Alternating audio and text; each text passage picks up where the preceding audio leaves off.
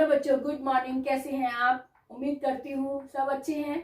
नवरात्रे शुरू हो चुके हैं। नवरात्रों की नई उम्मीद के साथ, नए विचारों के साथ हम शुरू करते हैं अपनी क्लास। उपेंद्र वज्रा और इंद्र वज्रा। इंद्र वज्रा और उपेंद्र वज्रा दोनों सगे भाई हैं। पिछले वीडियो में बताया था डिटेल में, आप पिछली वीडियो भी देख सकते हैं। तो इंद्र वज्रा क्योंकि बड़ा भाई है और उपेंद्र वज्रा थोड़ा सा छोटा भाई है, जुड़वा भाई है। जुड़वा भाइयों की क्या पहचान होती है? एक से दिखते हैं, देखने में एक अंतर होता है ना। तो जो थोड़ा सा अंतर है उसी पर हम विचार करेंगे कि वो थोड़ा सा अंतर क्या है। तो उपेंद्र वज्रा आज हम अच्छे से देखेंगे, क्योंकि मैंने पिछले वीडियो में बताया था कि इंद्र वज्रा और उपेंद्र वज्रा जुड़वा भाई हैं और जुड़वा भाई में बहुत थोड़ा सा जो अंतर है वो सिर्फ इतना है कि इंद्र वज्रा का पहला अक्षर गुरु है, क्योंकि वो बड़ा भाई है। इससे आप याद रख सकते हैं, इंद्र वज्रा बड़ा भाई है, उपेंद्र वज्रा छोटा भाई है, इसलिए उसका पहला अक्षर लघु से शुरू होता है। इस बात की आप पहचान अपने दिमाग में रख सकते हैं। इंद्र वज्रा बड़ा भाई है, इसलिए उसका पहला अक्षर गुरु से शुरू होता है, और उपेंद्र वज्रा छोटा भाई है, इसलिए उसकी शुरुआत लघु से शुरू होती है। तो यहाँ हम बात करेंगे कि उपेंद्र वज्रा क्या है। इसका परिचय सबसे पहले आप देख लो। इसका परिचय, इसमें भी 4 चरण ही होते हैं। इंद्र वज्रा में भी 4 चरण थे, यहाँ पर भी 4 चरण होते हैं मुख्य, और प्रत्येक चरण में 11-11 अक्षर होते हैं। 11-11 अक्षर। अक्षर अक्षर पर ध्यान दे, मात्रा की बात नहीं कर रही हूं मैं, अक्षर पे बात ध्यान दो। प्रत्येक चरण में 11-11 अक्षर होते हैं, और इस तरह से कुल मिलाकर 44 अक्षर होते हैं, क्योंकि 11 चौक 44 होते हैं, है ना। चारों चरण के 11-11 मिलाकर 44 अक्षर होते हैं। इतनी बात तो हो गई परिचय के रूप में।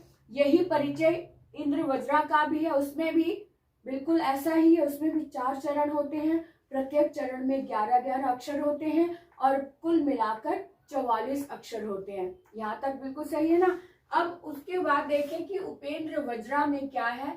उपेंद्र वज्रा जत जास ततो गौ, इसका लक्षण है। उपेंद्र वज्रा का लक्षण ध्यान से देख लो। जो इंद्र वज्रा का लक्षण था वो था स्यादेन्द्र वज्रा यदि तौ जगौ गः, स्यादेन्द्र वज्रा यदि तौ जगौ गः। अंतर ये है, उपेंद्र वज्रा जत जास ततो गौ, उपेंद्र वज्रा जत जास ततो गौ, है ना। यहाँ पे क्या है? उपेंद्र वज्रा जत जास ततो गौ, उपेंद्र वज्रा जत जास ततो गौ। इसका लक्षण, इसके ये जो ऊपर के लक्षण दिए हुए हैं, इनको भी हम ध्यान से देख ले कि इसका मतलब क्या है। उपेंद्र वज्रा यहाँ पर मैंने अलग से लिख दिया है। उपेंद्र वज्रा यानी कि उपेंद्र वज्रा जो छंद का नाम है ना। और छंद का नाम जत जा।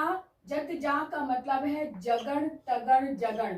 एक जगण, पहला जगण होगा, फिर तगण होगा, फिर जगण होगा, फिर ततो, मतलब उसके बाद गौ। 2 गुरु होंगे, अंत में 2 गुरु होंगे। तो जहां पर ऐसा लक्षण होता है वहां पर उपेंद्र वज्रा होता है ना।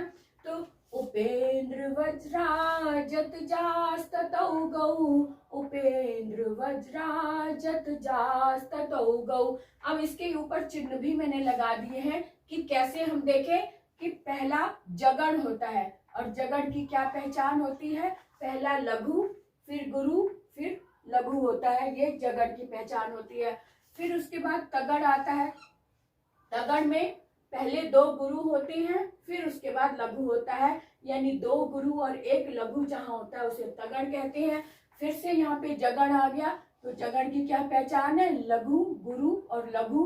तो जगण, तगड़, जगण, यहाँ पर ये पहला जगण, दूसरा तगड़, तीसरा फिर से जगण, और लास्ट में गुरु, है ना। लास्ट में 2 गुरु होते हैं जहां पर, वहां पर ये उपेंद्र वज्रा होता है। इतनी बात क्लियर हो गई। अब इसके उदाहरण पर आ जाते हैं कि उदाहरण क्या कहता है। उदाहरण बहुत ही सरल और बहुत ही फेमस, जो हर एक बच्चे को इसको गाना आता है, इसका उच्चारण भी आता है। तो यही त्वमेव माता वाला जो श्लोक है, यही इसका सबसे अच्छा उदाहरण है। इसको कैसे गाएंगे पहले ये देख लें।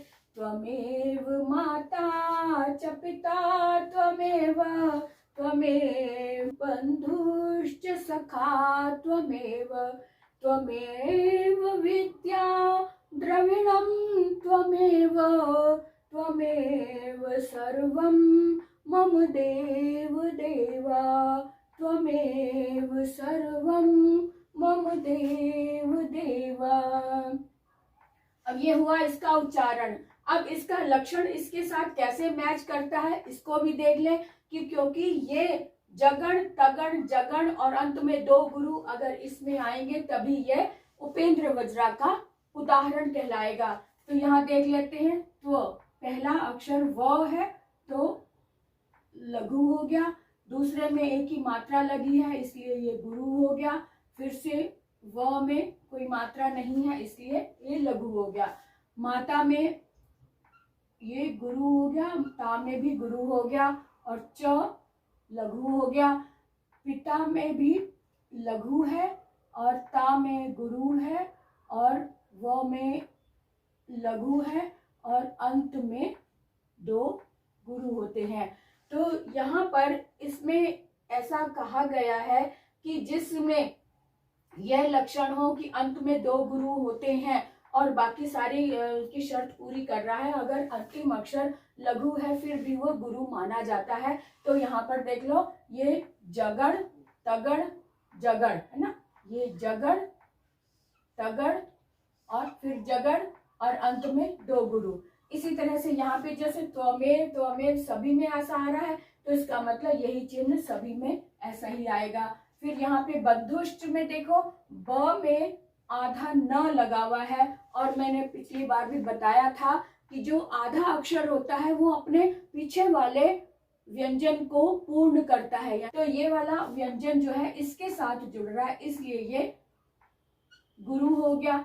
अब यहाँ पे ध जो है, ध में छोटा ऊ है, जो छोटा ऊ तो लघु में माना जाता है लेकिन यहाँ पे आधा श जो है वो इसमें लग रहा है इसलिए ये भी गुरु हो गया और च लघु हो गया, स भी लघु हो गया, ख में दीर्घ है और यहाँ पर ये लघु है और अंत में दो गुरु हो गया। जगड़ ये जो पहला है ये जगड़ सब में आएगा, जगड़ तगड़ फिर जगड़ और दो गुरु। अब यहाँ पर भी देख लो त्वमेव तो ये जगड़ का हो गया, विद्या में क्योंकि विद्या में छोटी ई लगी है, छोटी ई का मतलब गुरु नहीं होता, छोटी ई का मतलब लघु होता है, लेकिन विद्या में जो द आधा लगा है वो इसमें लग जाएगा इसलिए ये गुरु हो गया। और यहाँ पर आ की मात्रा है इसलिए ये भी गुरु हो गया। और यहाँ पर द्र में द जो है वो तो आधा है इसलिए र पूरा है, तो र में कोई मात्रा नहीं है इसलिए ये लघु हो गया। और यहाँ पर वी जो है ये भी लघु हो गया और यहाँ पर अनुस्वार है इसलिए ये गुरु हो गया। और यहाँ पर ये लघु हो गया, ये गुरु और ये गुरु। इसी तरह से यहाँ पर भी सर्वम, स में आधा र लगा हुआ है इसलिए ये गुरु और व में भी ये म है तो इसलिए ये भी गुरु हो गया। ये दो लघु हो गए और ये गुरु लघु गुरु और गुरु है ना। तो सभी में इस तरह से आ गया। तो यानी यहाँ पर जगड़ तगड़ जगड़, जगड़ ये जगड़ तगड़ और फिर से जगड़ और अंत में दो गुरु आ रहे हैं। तो ये उपेंद्र वज्रा के लक्षण को पूरा कर रहा है इसलिए ये वाला उदाहरण इसके लिए खरा उतरता है। और पिछले वीडियो में जो इंद्र वज्रा बताया था उसमें भी मैंने बताया था कि उपेंद्र वज्रा और इंद्र वज्रा में बहुत थोड़ा सा अंतर है। उसमें मैंने एक उदाहरण भी दिया था उपेंद्र वज्रा का। कौन सा दिया था? गजाननं भूत गणाधि सेवितम कपित्थ जम्बू फल चारु भक्षणम। ये वाला श्लोक भी उपेंद्र वज्रा का उदाहरण है, आप लिख कर देख सकते हैं, बिल्कुल ऐसा ही आएगा उसमें भी। तो इस तरह से हमने सीखा कि उपेंद्र वज्रा और इंद्र वज्रा में बहुत ही छोटा सा अंतर है, और छोटा सा अंतर सिर्फ ये है कि इंद्र वज्रा में जगड़, ये तगड़ है, शुरू में भी तगड़ तगड़ होते हैं, फिर जगड़ में 2 गुरु, और यहाँ पर जगड़ तगड़ जगड़, सिर्फ इसकी वजह से जो पहला अक्षर है ये उपेंद्र वज्रा में लघु होता है और इंद्र वज्रा में ये गुरु होता है, सिर्फ इतना सा ही अंतर है। इसी के वजह से हम कह सकते हैं कि इंद्र वज्रा बड़ा भाई है, इसलिए उसका पहला अक्षर दीर्घ गुरु होता है। उपेंद्र वज्रा छोटा भाई है, इसलिए इसका पहला अक्षर लघु से शुरू होता है। बस इतनी बात आप याद रख लेंगे तो आपको ये इंद्र वज्रा और उपेंद्र वज्रा छंद कभी नहीं भूलेंगे। तो आज के लिए इतना ही, फिर मिलेंगे। अगर आपने अभी तक सब्सक्राइब नहीं किया तो जल्दी से सब्सक्राइब कर लो, लाइक करो, और मुझे कमेंट करके जरूर बताओ कि आपको ये छंद कितना समझ आया। अगर अभी भी समझ नहीं आया तो मैं एक और बना के दूंगी और भी सरल भाषा में, आप मुझे कमेंट करके जरूर बताएं, मुझे आपके कमेंट्स का इंतजार है। तो अगले वीडियो में हम कुछ और टॉपिक लेकर आएंगे, देखते रहे, हर एक वीडियो देखें, कोई भी वीडियो ना छूटे। इसके लिए आपको बेल आइकन को जरूर दबाना है, बेल आइकन जरूर दबाएंगे तभी हर एक वीडियो आप तक पहुंचेगा। तो आज के लिए इतना ही, विराम लेते हैं, बाय बाय।